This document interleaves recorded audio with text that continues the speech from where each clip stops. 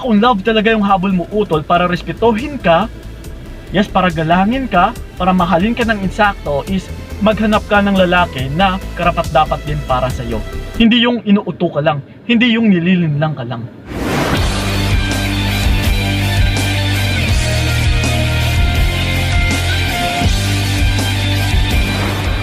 Yon, what's up? Ayan, kamusta mga utol, and then welcome sa video na ito. So once again, this is pa yung kaibigan ni Kiko. So syempre, usapang pag-ibig na naman. Dahil ito, dagdagan ko pa ang inyong mga kaalaman. Kasi ito ang magiging topic natin sa video na ito is do this kapag gusto ka pa rin ng lalaki kahit may iba na siya. Okay? In short is, dalawa kayo sa buhay niya. So ngayon, ito mga utol, actually, marami rin talaga mga kababaihan na nagiging nauwi na lang sa ganitong situation. Na kahit dalawa or dalawang babae sa iisang lalaki is okay na lang sa babae. Pumapayag na lang. Pero kung titignan kasi utol, okay? Kung maihahambing mo yung buhay mo as a high value woman, do you think gawain ito ng isang high value woman?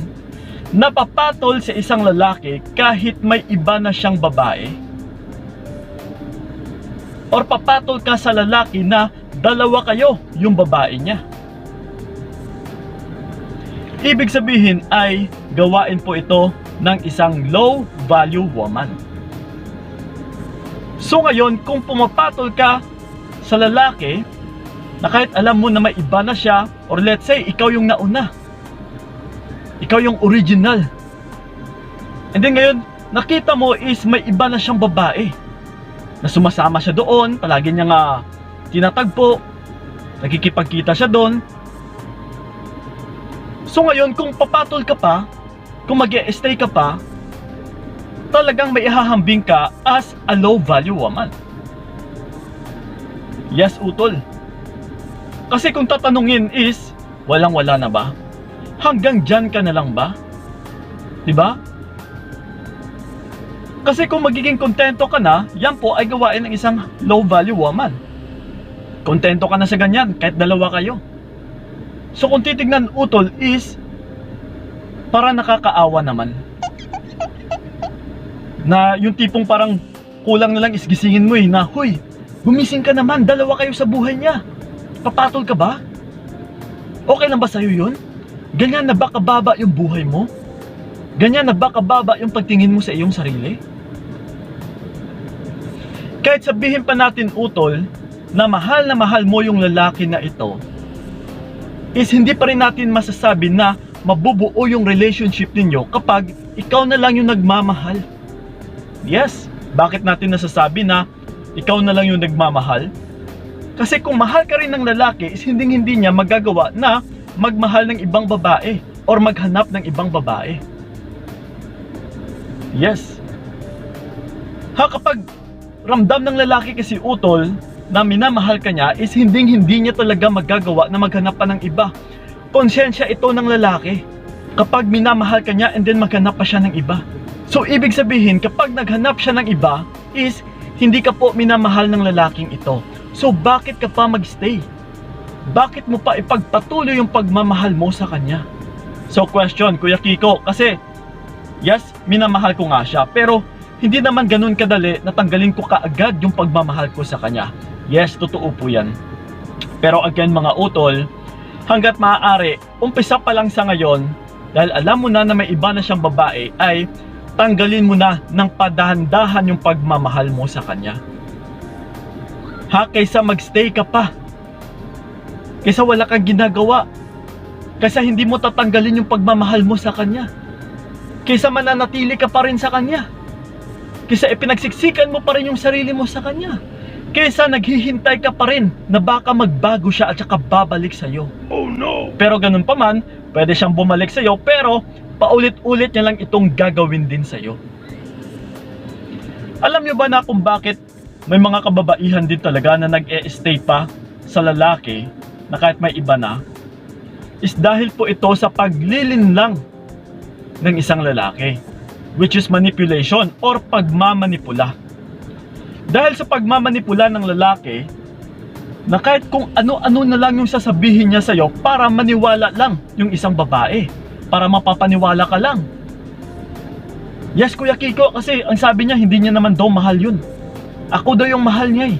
So ngayon ang tanong, bakit dalawa kayo? Bakit hindi niya magawa na iwanan yun? Ang katotohanan kasi niyan, utol, bilang lalaki na rin, is, actually nagawa ko na rin ito dati. Yes, inaamin ko po ha, para po ito sa inyo. Na once na sinasabi ito ng lalaki, na yes, hindi ko mahal yon, ikaw yung mahal ko. Yung hindi mo alam, utol, is pagdating doon sa isang babae niya, ay ganun din yung sasabihin nun. Hindi ko na mahal yon, ikaw na yung mahal ko ngayon. Yes. So that's why, dalawa kayo yung magagamit dito. Hanggang sa mahulog yung loob ng lalaki doon sa isang babae niya, talagang mae-echapwera ka na. Hihintayin niya talaga na magsawa at saka magsawa siya sa'yo. So sa ngayon, hanggat hindi pa, hanggat kinikilala niya pa lang yung isang babae or yung bagong babae niya, mag-e-stay siya muna sa'yo. Hindi ka muna niya papakawalan. That's why hindi siya papayag na aalis ka sa buhay niya, kahit kakalas ka na. Pero ito mga utol, kapag hindi pumapayag yung isang lalaki, ang tanong ko, nasa sa kanya ba yung buhay mo? Hawak niya ba yung buhay mo? Hawak niya ba yung espiritu mo? Hawak niya ba yung katawan mo? Nakaposas ka ba sa kanya? Hindi.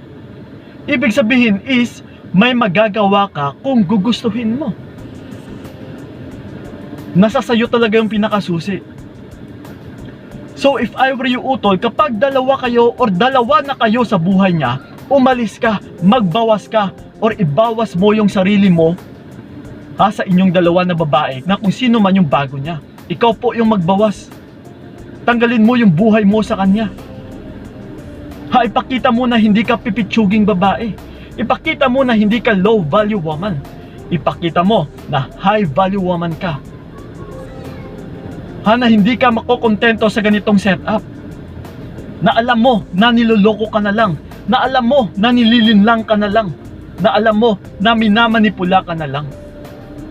Once kasi na nababasa ito ng lalaki na nag-stay ka pa sa kanya kahit may ibang babae na siya, kahit alam na alam mo pa, kung nag-stay ka pa, utol, is mababasa ka ng lalaki na uy, yung babae na ito is madali lang talaga utuin, madali lang linlangin, madali lang manipulahin.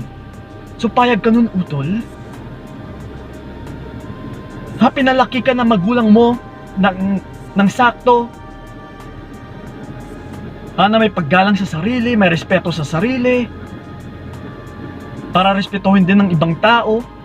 So ngayon is, hayaan mo lang ba na gaganituhin ka na lang ng lalaki na kung kailan mo lang nakilala? Tumaguyod ka, utol. Lumaki ka. Kumain ka ng sakto, pinalaki mo yung sarili mo, nag-aral ka, kumayod ka. Kinaya mo na mabuhay sa mundong ito kahit ikaw lang mag-isa. So ngayon, sisirain or papayag ka lang na sisirain ng tao na kung kailan mo lang nakilala, na ngayon mo lang nakilala. Kahit sabihin pa natin na umabot na kayo ng 5 years yung relationship ninyo. Pero kahit na, let's say 20 years old ka na bago mo nakilala yung taong ito. Diba? 20 years old na nabuhay ka sa mundong ito na wala siya. So payag ka na gaganituhin ka na lang, lilinlangin ka na lang, uutuin ka na lang. So if I were you talaga, utol, huwag kang magpalinlang. Huwag kang maniwala sa kung ano man yung sasabihin ng partner mo or ng lalaki mo. Kasi kung balik na rin natin kung nagawa ito ng babae na dalawa yung lalaki sa buhay niya, walang lalaki na papayag. Not unless kung pinipirahan niya lang yung babae or katawan lang yung habol ng lalaki. Yes, kasi ito mga utol, walang lalaki na pumapayag na dalawa yung lalaki sa buhay ng babae when it comes to love. O kagaya sa'yo, kapag nag-stay ka pa, ibig sabihin is hindi love yung habol mo. Maybe pera lang lalaki, maybe yung katawan ng lalaki. So payag ka ba nun? Kung love talaga yung habol mo, utol, para respetuhin ka, Yes, para galangin ka, para mahalin ka ng insakto is maghanap ka ng lalaki na karapat-dapat din para sa'yo.